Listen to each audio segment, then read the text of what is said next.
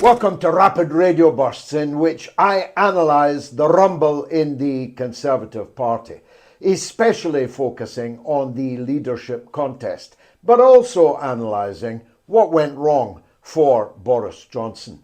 I'll be doing this more or less every night if people are interested in it, because of my long knowledge of some of the candidates, my cursory knowledge of some of the others, but my analysis as to who the winners and losers will be.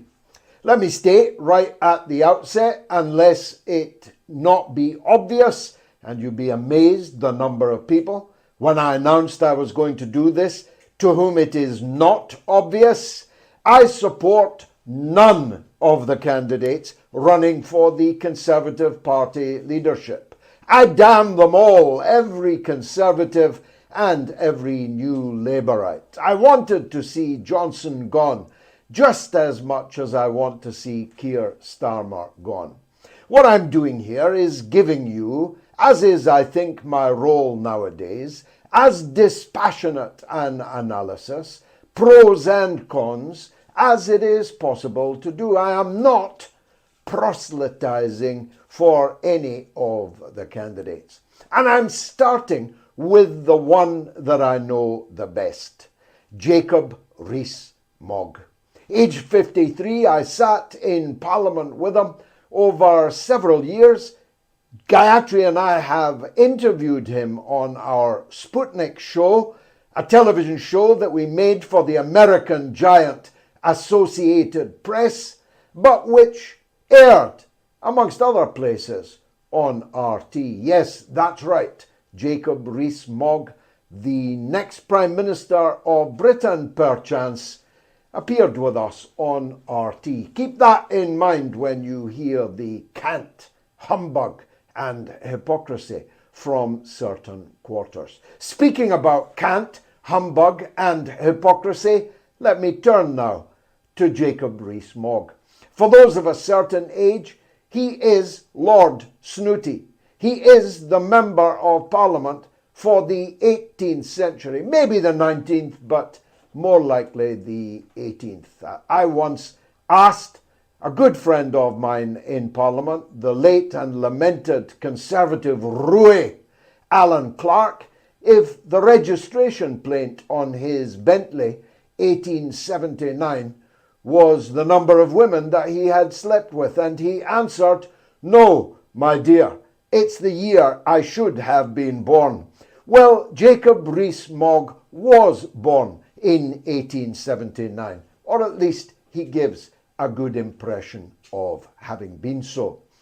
Jacob Rees-Mogg and I have a few things in common. We both like hats, though mine is a fedora and his is a top hat, usually worn with tails. We both are the father of 6 children, and like me, he has a halo above his head. He is a religious believer, a co-religionist of mine. But his religion is slightly less all-encompassing than mine. His take on Jesus is a little different from mine, because Jacob Rees-Mogg, whilst possessed of many fine, traditional, Christian, conservative, small c values, is quite happy to walk by on the other side of the road, unlike the Good Samaritan. He's quite content that the 40 loaves and fishes don't actually go all that far and are more or less consumed by the top 40 of the population, with nothing left for the others. And more, that is true. Jacob Rees-Mogg's Christianity is a muscular Christianity, not in the sense that he's ready to fight himself. The thought of him in a tin hat with a gun fixing bayonets is, of course, preposterous. Not even Michael Caine's character in Zulu can be compared to Jacob. Jacob would be one of the DeWitts taking off in the chariot from the advancing Zulus. No, Jacob's not a fighter. Jacob, though, is a man more than happy to make war rather than love. Jacob is a man ready to send other people's sons into battle. None of Jacob's children will go into the wars that he has repeatedly supported over many years. So we like hats, we share religion, we have the same number of children, and we both backed Brexit. Jacob rather more profoundly than the man he's been following these last months, Boris Johnson. Boris Johnson, of course, decided at the very last minute to back Brexit rather than oppose Brexit. Jacob is a true believer. In that sense, I class him as a patriotic capitalist who believes in Britain, although he's quite content to make most of his money and keep it overseas. He's quite content to take money for advising others on how they can lawfully avoid tax, oftentimes by parking it outside of this green and pleasant land, this sceptred isle. Jacob's take on Brexit was not the same as mine, but insofar as he genuinely believed in it, fought for it, stood up for it, I can and do admire him for that. He has a set of very traditional conservative values. Many people in Britain do, and I'm one of them. They won't be exactly the same as his, but close. Not a cigar, but close. He has attitudes to how our society needs to cleave together to work that many people in this country will feel comfortable with. Jacob Rees-Mogg is a genuine conservative. And this is, I think, the most important point of my talk. You see, Boris Johnson wasn't really a conservative at all. All that guff that you used to hear about him being the most right-wing prime minister we've ever had, only an idiot or someone very young, far too young to remember Margaret Thatcher and Norman Tebbit and his boot boys, could possibly say that. Boris Johnson was a sparkling, effervescent, social liberal. There was nothing he hadn't snorted, nothing he hadn't drunk. He'd do anything that moved, irrespective of their marital status or his marital status.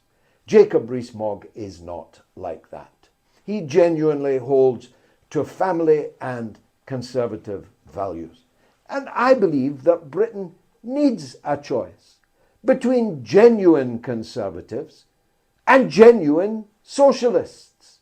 At the moment, all three of Britain's main parties are Blairite parties. Johnson's government was a Blairite government. Starmer's government would be a Blairite government. And as for the Liberal Democrats led by God knows whom nowadays, we don't have to detain ourselves much except to say that they, between the two cheeks of the same arse, would perform the function, if you get my drift.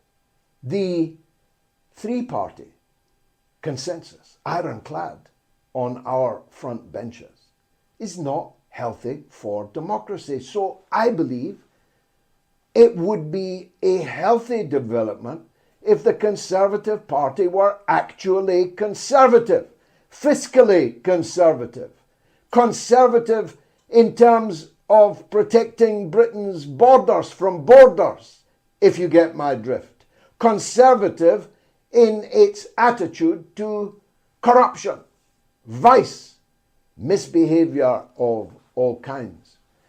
That would be good, right? And if it would be good, who could personify such a transformation back to the 19th century than Jacob Rees-Mogg? Languid, £150 million rich, married to an heiress, but much taller than Rishi Sunak, and much more in tune, I think, with traditional conservative voters. So, If Jacob is watching this, and I'm pretty sure he is, throw your top hat in the ring, Jacob. You never know. You might end up Prime Minister at the end of all of this. I'll be back very soon with a surgical device. That's right, Liz Truss.